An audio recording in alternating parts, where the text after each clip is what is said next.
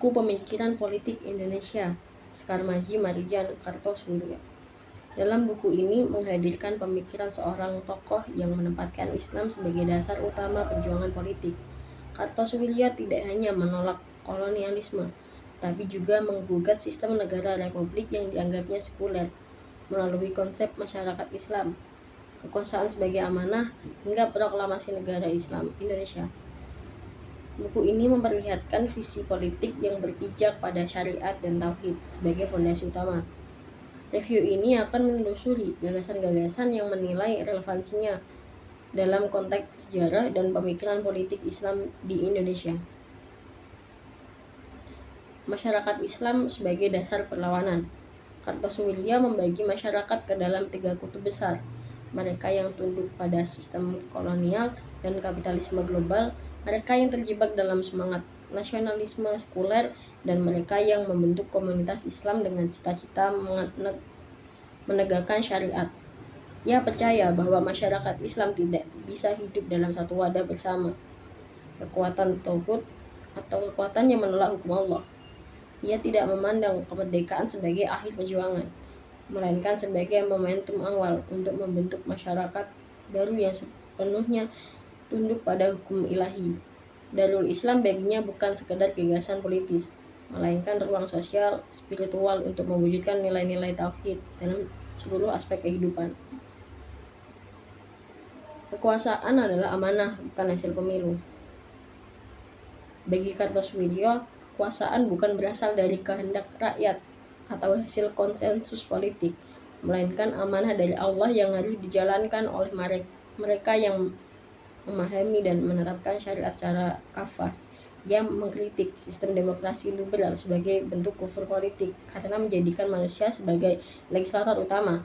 Kekuasaan dalam Islam harus menjamin diterapkannya hukum Allah, bukan menjadi alat kompromi antar kepentingan duniawi. Pemimpin dalam negara Islam bukan sekedar administrator, tapi juga pelaksana kebenaran yang bersumber dari wahyu. Ketundukan bukan kepada suara mayoritas, melainkan kepada perintah ilahiyah yang absolut. Menolak kompromi, memilih jalan hijrah. Kartosoewirjo menyadari sejak awal bahwa perjuangan melalui partai politik seperti PSII akan berakhir dalam kompromi pragmatis. Ketika rekan-rekannya memilih jalan politik kooperatif dan bergabung dalam Islam kolonial atau republik, ia justru memutuskan keluar. Ia memandang politik umat tidak boleh disandarkan pada koalisi, diplomasi, atau negosiasi, melainkan pada prinsip. Keputusan hijrah yang ia ambil bukan hanya secara geografis, tetapi juga ideologis, meninggalkan pusat kekuasaan dan membangun basis perjuangan di kampung-kampung melalui pendidikan ideologis.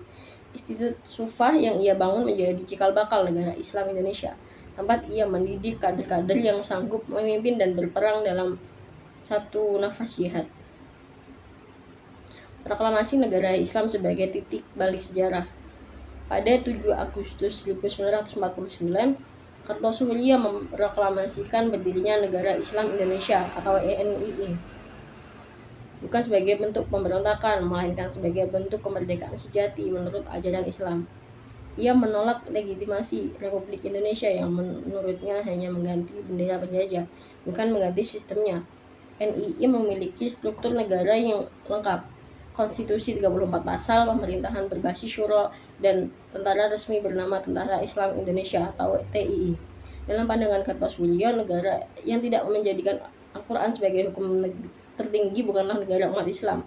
Maka proklamasi NII adalah koreksi ideologi terhadap kemerdekaan semu dan ikhtiar untuk mengembalikan umat pada sistem ilahiyah. Rancang bangun negara Islam. Negara Islam yang dibayangkan Kartosoewirjo tidak hanya berdiri di atas semangat jihad, tetapi juga dilengkapi dengan sistem ketatanegaraan yang detail.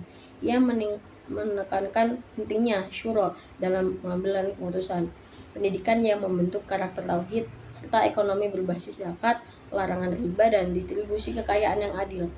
Ia menyusun strategi sosial politik yang berakar pada prinsip ukhuwah Islamiyah yang menghindari sentralisasi kekuasaan yang mengarah pada otoritarianisme. Dalam rancangan itu, negara bukanlah alat penindasan, tetapi institusi yang menjamin keadilan, kesejahteraan, dan ketundukan total kepada syariat. semua elemen dalam negara, hukum, militer, dan pendidikan, sehingga peradilan diarahkan hanya untuk satu tujuan, menegakkan kalimat Allah di bumi Indonesia.